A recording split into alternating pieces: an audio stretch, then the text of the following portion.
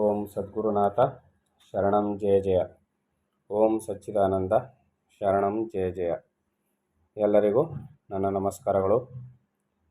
ಯೋಗ ವಾಸಿಷ್ಠ ನಿರ್ವಾಣ ಪ್ರಕರಣಂ.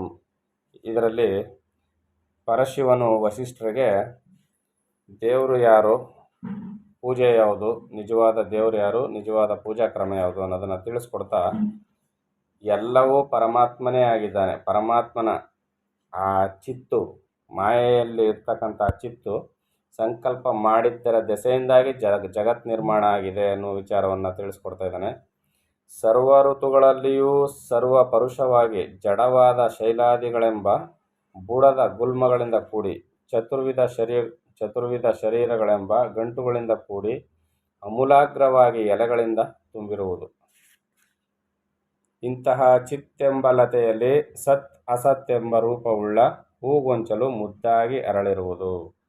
ಈ ಚಿತ್ತಿನಲ್ಲಿಯೇ, ಈ ಮನಸ್ಸಿನಲ್ಲಿಯೇ ಸತ್ತು ಮತ್ತು ಅಸತ್ ಎಂಬ ರೂಪವುಳ್ಳ ಒಂದು ಹೂಗೊಂಚಲು ಮುದ್ದಾಗಿ ಅರಳಿರುವುದು. ಇದರಲ್ಲಿ ದೃಶ್ಯವೆಂಬ ವಿಚಿತ್ರ ಕುಸುಮವು ಜನಿಸುವುದು.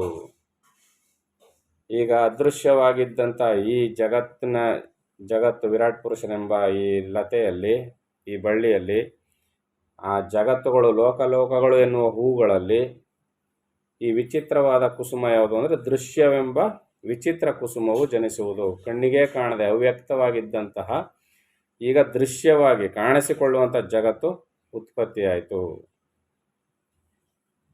ಅದು ಕೊಂಚವಾದರೂ ಪರಾಮರ್ಶವನ್ನು ಅಂದರೆ ಪರೀಕ್ಷೆಯನ್ನು ಸಹಿಸಲಾರದು.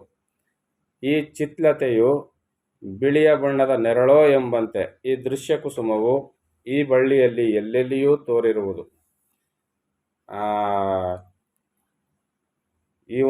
ಈಗ ಲತೆಯಲ್ಲಿ ಏನು ಕಾಣಿಸ್ಕೊಂಡಲ್ಲ, ಆ ಕಾಣಿಸ್ಕೊಂಡಿದ್ರಿಂದ ಅಲ್ಲಿ ಏನಾಯಿತು ಅಂದರೆ ಈ ದೃಶ್ಯವೆಂಬುದು ಆ ಬಿಳಿ ಬಣ್ಣದಲ್ಲಿ ಎಲ್ಲೆಲ್ಲಿಯೂ ತೋರಿ ಬರುತ್ತಿರುವುದು. ಅಭಿಮಾನಕ್ಕೆ ವಿಷಯವಾಗಿರುವುದು. ಅಭಿಮಾನವು ಬಂದುದರಿಂದ ಹರಡುವುದು. ಪ್ರತ್ಯೇಕ ಅಸ್ತಿತ್ವವುಳ್ಳ ವಸ್ತುವೆಂದು ಹೇಳಿಸಿಕೊಳ್ಳುವುದು. ಹಾಗೆಯೇ ಕಾರ್ಯಗಳನ್ನು ಮಾಡುತ್ತಿರುವುದೆಂದು ಗ್ರಹಿತವಾಗುವುದು. ಯಾವಾಗ ಈ ದೃಶ್ಯ ಪ್ರಪಂಚ ಕಾಣಿಸ್ಕೊಳ್ತೋ ಇದು ಪ್ರತ್ಯೇಕವಾಗಿದೆ ಅನ್ನಿಸ್ಕೊಳ್ತು, ಮತ್ತು ಹಾಗೆ ಏನು ಮಾಡ್ತೋ ಕಾರ್ಯಗಳನ್ನೂ ಮಾಡ್ತಾ ಇದೆ ಅಂತ ಗ್ರಹಿಸಲ್ಪಡ್ತಾ ಇತ್ತು. ಈ ಮಹಾಚಿತ್ತಿನಿಂದಲೇ ಭಾಸ್ಕರಾದಿ ದೇಹಗಳೆಲ್ಲವೂ ಹುಟ್ಟುವು. ಭಾಸ್ಕರ ಅಂದರೆ ಸೂರ್ಯ, ಚಂದ್ರ ಇತ್ಯಾದಿಗಳ ನಕ್ಷತ್ರಗಳು ಎಲ್ಲವೂ ಕೂಡ ಎಲ್ಲಿಂದ ಹುಟ್ಟಿದೋ ಈ ಚಿತ್ತಿನಿಂದಲೇ ಹುಟ್ಟಿದಂಥವ್ರು. ಜಡಚೇತನ ರೂಪವಾಗಿ ತೋರುತ್ತಾ ವಿಲಾಸ ಮಾಡುತ್ತಿರುವ ಈ ದೇಹಗಳೆಲ್ಲವೂ ಒಂದಕ್ಕೊಂದು ಪ್ರಿಯವಾಗುವುದು ಈ ಚಿತ್ತಿನ ಪ್ರಭಾವದಿಂದಲೇ, ಈ ಮನಸ್ಸಿನ ಪ್ರಭಾವದಿಂದಲೇ ಇಷ್ಟೆಲ್ಲ ನಡೀತಾ ಇದೆ. ಈಗ ಅದನ್ನು ಸುಮ್ಮನೆ ಹೇಳ್ತಾ ಹೋಗ್ತೀನಿ, ಎಲ್ಲ ಸರಳವಾಗಿರೋದ್ರಿಂದ ನೀವೇ ಅರ್ಥ ಮಾಡ್ಕೊಳ್ಳಿ. ಸುಳಿಯಂತೆ ಸುತ್ತುತ್ತಿರುವ ಚಿತ್ತಿನ ದೆಸೆಯಿಂದಲೇ ಹುಟ್ಟಿದ್ದರೂ ದೃಶ್ಯವಾದ ಆಕಾರವುಳ್ಳ ಈ ಜಗಜ್ಜಾಲವೆಂಬ ರಜೋಲೇಖೆಯು ತಾನು ಬೇರೆ ಎಂಬಂತೆ ಕುಣಿಯುವುದು. ಸುಳಿಯಂತೆ ಸುತ್ತಾ ಇದೆ ಈ ಮನಸ್ಸು ಯಾವಾಗಲೂ. ಇದರ ದೆಸೆಯಿಂದಲೇ ಈ ದೃಶ್ಯವಾದ ಆಕಾರವುಳ್ಳ ಈ ಜಗತ್ತೆಂಬ ಜಾಲ ತಾನು ಬೇರೆ ಎಂಬಂತೆ ಕುಣಿಯುತ್ತಿರುವುದು. ಮೂರು ಲೋಕಗಳನ್ನು ಬೆಳಗುವ ದೀಪದಂತಿರುವ ಚಿದ್ದಗ್ನಿಯು ದೀಪವು ರೂಪಾಂತರವಾಗಿರುವ ದ್ರವ್ಯಗಳನ್ನು ಬೆಳಗುವಂತೆ ಈ ಜಗತ್ತಿನ ಕಾರ್ಯಗಳನ್ನೆಲ್ಲ ಬೆಳಗಿಸುವುದು. ಈ ಚಿತ್ತಿನ ಅಗ್ನಿಯು ಏನು ಮಾಡ್ತಾ ಇದೆ, ರೂಪಾಂತರವಾಗಿರುವ ದ್ರವ್ಯಗಳನ್ನು ಬೆಳಗುವಂತೆ. ಅಂದರೆ ರೂಪಾಂತರವಾಗಿರುವ ದ್ರವ್ಯಗಳು ಅಂದರೆ ಒಂದೊಂದು ಥರದ ರೂಪವನ್ನು ಪಡ್ಕೊಂಡಿರ್ತವೆ, ರೂಪಾಂತರವನ್ನು ಹೊಂದಿರ್ತವೆ, ಬದಲಾವಣೆಯನ್ನು ಹೊಂದಿರ್ತವೆ. ಅವುಗಳ ಮೇಲೆಲ್ಲ ಬೆಳಕು ಬಿದ್ದರೆ ಅವು ಯಾವ್ಯಾವ ಆಕಾರದಲ್ಲಿ ಇರ್ತವೋ ಆಯಾ ಆಕಾರದಲ್ಲಿ ಎಲ್ಲವನ್ನು ತೋರಿಸುವಂತೆ ಈ ಜಗತ್ತಿನ ಎಲ್ಲ ಕಾರ್ಯವೈಖರಿಗಳನ್ನು ತೋರಿಸ್ತಾ ಇದೆ. ಈ ಜಗತ್ತೆಂಬ ದೃಶ್ಯಜಾಲವು ನಿರ್ಮಲವಾದ ಚಿತ್ತಿನಲ್ಲಿ ಚಂದ್ರಬಿಂಬದಲ್ಲಿ ಸೇರಿಕೊಂಡಿರುವ ಮೊಲದಂತೆ ಹೇಗೋ ಸೇರಿಕೊಂಡು ಎಲ್ಲೆಲ್ಲಿಯೂ ಕಾಣಿಸುತ್ತಿರುವುದು. ನಾವು ಆಕಾಶವನ್ನು ತಲೆ ಎತ್ತಿ ನೋಡಿದಾಗ ಪೂರ್ಣಿಮೆ ಚಂದ್ರನಲ್ಲಿ ಅಷ್ಟು ದೂರದಲ್ಲಿ ಚಂದ್ರನೊಳಗೆ ಒಂದು ಮೊಲ ಕೂತಿದೆಯೇನೋ ಅನ್ನೋ ರೀತಿಯಲ್ಲಿ ಕಾಣಿಸೋದಿಲ್ವ, ಆ ರೀತಿಯಲ್ಲಿ ಈ ಜಗತ್ತೆಂಬ ದೃಶ್ಯಜಾಲ ನಿರ್ಮಲವಾದ ಚಿತ್ತಿನಲ್ಲಿ ಕಾಣಿಸ್ಕೊಳ್ತಾ ಇದೆ. ಚಿತ್ತು ನಿರ್ಮಲವಾಗಿದೆ. ಆ ಸಂಕಲ್ಪ ಮಾತ್ರದಿಂದಾಗಿ ಮೊಲ ಸೇರ್ಕೊಂಡು ಕಾಣಿಸ್ತದಲ್ಲ, ಆ ರೀತಿಯಲ್ಲಿ ಈ ಜಗತ್ತೆಂಬ ದೃಶ್ಯಜಾಲ ಈ ಚಿತ್ತಿನೊಳಗೆ ಕಾಣಿಸ್ತಾ ಇದೆ. ಅಂದರೆ ಅಲ್ಲಿ ಮೊಲವೂ ಇಲ್ಲ, ಅಂದರೆ ಈ ಚಿತ್ತಿನಲ್ಲಿ ಜಗತ್ತೂ ಇಲ್ಲ. ಇದೇ ಸತ್ಯ. ಒಳ್ಳೆಯ ಬಳ್ಳಿಯು ಮಳೆಗಾಲದಲ್ಲಿ ಮಳೆಯಿಂದ ಜೀವಗೊಂಡು ಚೆನ್ನಾಗಿ ಹರಡಿ ಹಣ್ಣು ಬಿಡುವಂತೆ ಚಿದ್ರಸಾಯನವನ್ನು ಪಾನ ಮಾಡಿ ಊರ್ಜಿತವಾಗಿ ಈ ದೃಶ್ಯಜಾಲವೆಲ್ಲವೂ ಹರಡಿರುವುದು. ಒಳ್ಳೆ ಗುಣಮಟ್ಟದಂಥ ಒಂದು ಯಾವುದೋ ಒಂದು ಬಳ್ಳಿ ಇರ್ತದೆ, ಅದು ಮಣ್ಣಲ್ಲಿ ಸೇರಿಕೊಂಡಿರ್ತದೆ, ನೀರಿಲ್ಲದೆ ಇರ್ತದೆ.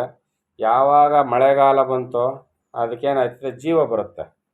ಜೀವ ಬಂದು ಅದು ಚಿಗುರೊಡೆದು ದೊಡ್ಡ ಬಳ್ಳಿಯಾಗಿ ಹೂವು ಹಣ್ಣುಗಳನ್ನು ಬಿಡುವಂತೆ ಈ ಚಿದ್ರಸಾಯನವನ್ನು, ಈ ಚಿತ್ತೆಂಬ ರಸಾಯನವನ್ನು ಪಾನ ಮಾಡಿದಂಥ ಊರ್ಜಿತಗೊಂಡಂಥ ಈ ದೃಶ್ಯಜಾಲ ಕಾಣಿಸ್ಕೊಳ್ಳೋದಕ್ಕೆ ಶುರುವಾಗುತ್ತೆ.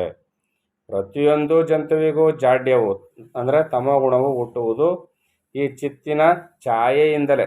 ಪ್ರತಿಯೊಂದು ಜೀವಿಗೂ ತಮೋಗುಣ ಹುಟ್ಟೋದು ಯಾವುದರಿಂದ? ಈ ಚಿತ್ತಿನ ನೆರಳಿನಿಂದ, ಮನಸ್ಸಿನ ನೆರಳಿನಿಂದ. ನೋಡಿ, ಮನಸ್ಸೇ ಕಾಣೋದಿಲ್ಲ ಮೊದಲನೇದಾಗಿ, ಆ ಮನಸ್ಸಿನ ನೆರಳು ಬೇರೆ ಇದೆಯಂತೆ. ಆ ಮನಸ್ಸಿನ ನೆರಳಿನಿಂದಾಗಿ ಜೀವಿಗಳಿಗೆ ಜಾಡ್ಯತೆ, ಆ ತಮೋಗುಣ ಹುಟ್ಟಿಕೊಳ್ತದಂತೆ. ಕತ್ತಲು ಎಲ್ಲೆಲ್ಲೂ ಹರಡಿರುವಾಗ ಮನೆಯೂ ಕತ್ತಲೆ ಆಗಿರುವಂತೆ ಚಿತ್ತಿನ ನೆರಳು ಹರಡಿ ಎಲ್ಲ ಶರೀರಗಳು ಜಾಡ್ಯ ಬರುವುದು.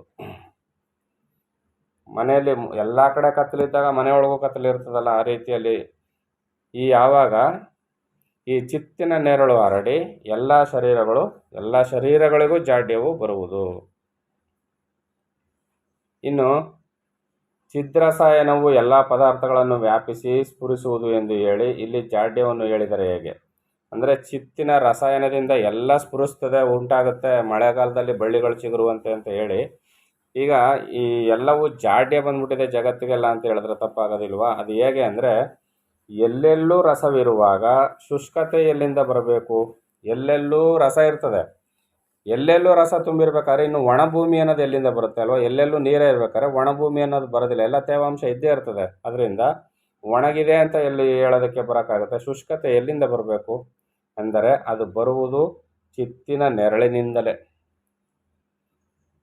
ಪಂಚೀಕರಣದಿಂದ ಆಗುವ ದೇಹದಲ್ಲಿ ಸರ್ವತ್ರ ತೇಜೋಧಾತುವು ಇರುವುದರಿಂದ, ಪಂಚೀಕರಣಗಳಿಂದ ಆಗಿರ್ತಕ್ಕಂಥ ಈ ಶರೀರಗಳಲ್ಲಿ ಸರ್ವತ್ರ ಅಂದರೆ ಯಾವಾಗಲೂ ತೇಜೋಧಾತುವು ಇರುವುದರಿಂದ ಅಂತಸ್ತಮವು ಇರುವುದಕ್ಕೆ ಕಾರಣವೇ ಇಲ್ಲವಾದರೂ ಉಳಿದ ಭೂತಗಳ ಭಾಗಗಳು ತೇಜೋಭೂತದ ಪ್ರಕಾಶವನ್ನು ತಡೆಯುವುದರಿಂದ ಬರುವ ಕತ್ತಲಿನಂತೆಯೂ, ಹೊರಗೆ ಬಿಸಿಲು ಕಾಯುತ್ತಿದ್ದರೂ ಒಳಗೆ ಇರುವ ಕತ್ತಲಿನಂತೆಯೂ ಚಿತ್ತಿನ ಛಾಯೆಯಾಗಿಯೇ ತಮಸ್ಸು ಆವಿರ್ಭವಿಸುವುದು.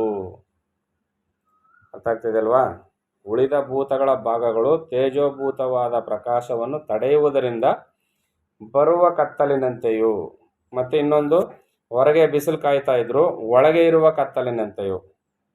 ಹೊರಗೆ ಬಿಸಿಲು ಜಳ ಬಿಸಿಲು ಕಾಯ್ತಾ ಇರ್ತದೆ, ಮನೆ ಒಳಗೆ ಬಂದಾಗ ಏನಾಗಿರ್ತದೆ, ಎಲ್ಲ ಬಾಗಿಲುಗಳನ್ನೆಲ್ಲ ಮುಚ್ಚಿಬಿಟ್ರೆ ಕತ್ತಲಾಗ್ಬಿಡುತ್ತೆ. ಈ ರೀತಿಯಲ್ಲಿ ಚಿತ್ತಿನ ಛಾಯೆಯಾಗಿಯೇ ಈ ತಮೋಗುಣ ಆವಿರ್ಭವಿಸ್ತದೆ. ಇನ್ನು ಚಿತ್ತಿನ ಕಾರ್ಯಗಳು ಈ ದೇಹದಲ್ಲಿ ಆಗದೇ ಇದ್ದರೆ ಈ ತ್ರಿಲೋಕದಲ್ಲಿರುವ ದೇಹಗಳು ಒಂದು ಹುಟ್ಟುತ್ತಲೇ ಇರಲಿಲ್ಲ. ಅರ್ಥ ಆಗ್ತಿದೆ ಅಲ್ವಾ? ಮನಸ್ಸು ಸಂಕಲ್ಪ ವಿಕಲ್ಪಗಳನ್ನು ಮಾಡದೇ ಇದ್ದಿದ್ದರೆ, ಈ ಚಿತ್ತಿನ ಕಾರ್ಯಗಳು ಈ ದೇಹದಲ್ಲಿ ಆಗದೇ ಇದ್ದಿದ್ರೆ ಈ ತ್ರಿಲೋಕದಲ್ಲಿ, ಈ ಮೂರೂ ಲೋಕಗಳಲ್ಲಿ ದೇಹಗಳು ಅಂತಕ್ಕಂಥದ್ದು ಒಂದು ಹುಟ್ಟುತ್ತಾ ಇರಲಿಲ್ಲ. ಲೋಕತ್ರಯದಲ್ಲಿ ಇರುವ ಸಾಕಾರ ಪದಾರ್ಥಗಳೆಲ್ಲವೂ ಛಾಯಾಜಾಡ್ಯಗಳು, ಇಲ್ಲವಾದರೆ ಆಕೃತಿಯನ್ನೇ ಪಡೆಯುತ್ತಿರಲಿಲ್ಲ. ಅಂದರೆ ಎಲ್ಲ ಪದಾರ್ಥಗಳು ನೆರಳಿನ ಜಾಡ್ಯ ವಸ್ತುಗಳು. ಇವೆಲ್ಲ ಯಾವುದರ? ಮನಸ್ಸಿನ ನೆರಳಿನ ಜಾಡ್ಯ ವಸ್ತುಗಳು. ಅದರಿಂದ ಇವು ಆಕೃತಿಯನ್ನು ಪಡ್ಕೊಂಡಿದೆ. ವಿಹಿತ ನಿಷಿದ್ಧ ಕಾರ್ಯಗಳಲ್ಲಿ ಪ್ರವೃತ್ತಿ ನಿವೃತ್ತಿ ರೂಪ ಕ್ರಿಯಾ ಎಂಬ ಕುಲವಧುವು ಚಿದಾಕಾಶದಲ್ಲಿರುವ ಪ್ರಕಾಶವು ಮೆರೆಯುತ್ತಿರಲು ಸಂಕಲ್ಪವೆಂಬ ಮಗುವನ್ನು ಎತ್ತಿಕೊಂಡು ಓಡಾಟ ಮಾಡುವಳು. ಏನು ಹೇಳ್ತಾ ಇದರಲ್ಲಿ? ಕ್ರಿಯಾ ಎಂಬ ಕುಲವಧುವು. ಕ್ರಿಯೆ, ಈಗ ಮನಸ್ಸು ಕಾರ್ಯಗಳನ್ನ ಮಾಡ್ತಾಯಿತ್ತು, ಈಗ ಕ್ರಿಯೆ ಅಲ್ಲಿ ಜರುಗ್ತದೆ. ಈಗ ಕ್ರಿಯೆ ಎಂಬ ಕುಲವಧು, ಒಳ್ಳೆ ಸಂಪ್ರದಾಯಸ್ಥ ಒಂದು ಹೆಣ್ಣು, ಚಿದಾಕಾಶದಲ್ಲಿರುವ ಪ್ರಕಾಶವು ಮೆರೆಯುತ್ತಿರಲು ಸಂಕಲ್ಪವೆಂಬ ಮಗುವನ್ನು ಎತ್ತಿಕೊಂಡು ಓಡಾಟ ಮಾಡುವಳು. ಈ ಕ್ರಿಯೆ ಏನು ಮಾಡ್ತದೆ? ಕ್ರಿಯೆ ಜರುಗಬೇಕಲ್ಲ, ಅದೇನು ಮಾಡ್ತದೆ? ಸಂಕಲ್ಪ ಎಂಬ ಮಗುವನ್ನು ಎತ್ತಿಕೊಂಡು ಓಡಾಟ ಮಾಡುವಳು. ಅಂದರೆ ಸಂಕಲ್ಪ, ಕ್ರಿಯೆಯಿಂದ ಸಂಕಲ್ಪದಿಂದ ಕ್ರಿಯೆಗಳು ಜರುಗ್ತಾ ಇರುತ್ತೆ. ಕ್ರಿಯೆ ಜರುಗಬೇಕಾದ್ರೆ ಸಂಕಲ್ಪ ಮುಂದುವರಿಬೇಕು. ಇಲ್ಲಾಂದರೆ ಏನು ಮಾಡ್ತದೆ? ಅದು ಇಡ್ಲಿ ಅಂದ ಮಾತ್ರಕ್ಕೆ ಇಡ್ಲಿ ತಿನ್ನಬೇಕು ಅಂತ ಅಂತದೆ, ಇಡ್ಲಿ ಅಂದ ಮಾತ್ರಕ್ಕೆ ಸಂಕಲ್ಪ ಇಡ್ಲಿಗೆ ನಿಂತೋದ್ರೆ ಮುಂದಿನ ಕಾರ್ಯ ನಡಿಬೇಕಾದ್ರೆ, ಕ್ರಿಯೆ ನಡಿಬೇಕಾದ್ರೆ ಏನು ಮಾಡಬೇಕು? ಇಡ್ಲಿಗೆ ಆಗಬೇಕು ಅದೆಲ್ಲ ಪದಾರ್ಥಗಳು ನಡುತ್ತಿರಬೇಕು, ಆಗಲೇ ಕ್ರಿಯೆ ಜರುಗೋದು. ಈ ರೀತಿಯಲ್ಲಿ ಆ ಸಂಕಲ್ಪವೆಂಬ ಮಗುವನ್ನು ಎತ್ತಿಕೊಂಡು ಓಡಾಟ ಮಾಡುವಳು. ಈ ಚಿತ್ತಿನ ಪ್ರಕಾಶವೇ ಇಲ್ಲವಾದರೆ ರಸವು ನಾಲಿಗೆಯ ಕೊನೆಯಲ್ಲಿಯೇ ಕುಳಿತಿದ್ದರೂ ಯಾರಿಗೆ ತಾನೇ ರುಚಿಯು ತಿಳಿಯುವುದು? ಹೇಗೆ ತಾನೇ ತಿಳಿಯುವುದು? ಯಾವಾಗ ತಾನೇ ತಿಳಿಯುವುದು?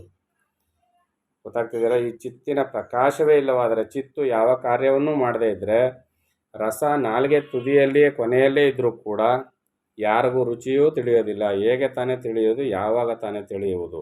ಆದ್ದರಿಂದ ಮನಸ್ಸೆಂಬುದು ಇಲ್ಲ ಅಂದರೆ ಯಾವುದೂ ತಿಳಿಯೋದಿಲ್ಲ.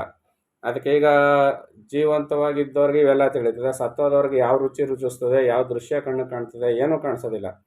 ಆದ್ದರಿಂದ ಚಿತ್ತು ಕೆಲಸ ಮಾಡುವವರೆಗೆ ಮಾತ್ರ ಜಗತ್ತಿನ ಸರ್ವ ವಿಷಯವೂ ಜಗತ್ತು ಎಲ್ಲ. ಮನಸ್ಸು ನಿಂತೋಯ್ತು ಅಂದರೆ ಎಲ್ಲವೂ ಏನೂ ಇಲ್ಲ. ಕರಚರಣಾದಿ ಉಪಾಂಗಗಳೇ ಶಾಖೆಗಳಾಗಿ ಕರುಳುಗಳೇ ಎಳೆಬಳ್ಳಿಗಳಾಗಿರುವ ಈ ದೇಹವೆಂಬ ವೃಕ್ಷವು ಚಿಶಕ್ತಿಯ ಮಜ್ಜನವಿಲ್ಲದಿದ್ದರೆ ಬೆಳೆಯುವುದಾದರೂ ಉಂಟೇನು? ಅಂದರೆ ಶರೀರದ ಅಂಗಾಂಗಗಳು ಒಳಗೆ ಹೊರಗೆ ಎಲ್ಲ ಏನಿದೆಯಲ್ಲ ಎಲ್ಲವೂ ಈ ಮನಸ್ಸಿನ ಚಿಶಕ್ತಿಯ, ಮನಸ್ಸಿನ ಶಕ್ತಿಯ ಮಜ್ಜನ ಅಂದರೆ ಮನಸ್ಸಿನ ಶಕ್ತಿಯ ಸ್ನಾನವಿಲ್ಲದೇ ಇದ್ದರೆ ಇವ್ಯಾವೂ ಬೆಳೆಯೋದಿಲ್ಲ. ಮನಸ್ಸು ಮಾಡಿದರೆ ಮಾತ್ರ ಇಲ್ಲಿ ಎಲ್ಲವೂ ಕೆಲಸ. ಆದ್ದರಿಂದ ಚರಾಚರಗಳಿಗೆಲ್ಲ ಮೂಲ ಕಾರಣವಾದ ಈ ಚಿತ್ತೆ ಬೆಳೆಯುವುದರಲ್ಲೆಲ್ಲ ಬೆಳೆಯುವುದು, ಒದ್ದಾಡುವುದರಲ್ಲೆಲ್ಲ ಒದ್ದಾಡುವುದು, ತಿನ್ನುವುದರಲ್ಲೆಲ್ಲ ತಿನ್ನುವುದು, ಇರುವುದೆಲ್ಲ ಚಿತ್ತೆ. ಚಿತ್ತಲ್ಲದ ಇನ್ನೇನು ಇಲ್ಲವೇ ಇಲ್ಲ. ಜಗತ್ತಾಗಿ ತೋರುವ ಈ ದೃಶ್ಯಜಾಲವೆಲ್ಲವೂ ಚಿನ್ಮಾತ್ರವೇ, ಚಿತ್ತೇ ಆಗಿರ್ತದೆ ಅಂತ ಶಿವನು ಹೇಳ್ತಾನೆ. ಇನ್ನು ಮುಂದಿನ ಆಡಿಯೋದಲ್ಲಿ ಏನು ತಿಳಿಸ್ಕೊಡ್ತಾನೆ ಶಿವ ಅಂತ ನೋಡೋಣ. ಎಲ್ಲರಿಗೂ ಒಳ್ಳೆಯದಾಗಲಿ. ಓಂ ಸದ್ಗುರುನಾಥ ಶರಣಂ ಜಯ ಜಯ. ಓಂ ಸಚ್ಚಿದಾನಂದ ಶರಣಂ ಜಯ ಜಯ. ಹರಿ ಓಂ ತತ್ಸತ್. ಹರಿ ಓಂ ತತ್ಸತ್. ಹರಿ ಓಂ ತತ್ಸತ್.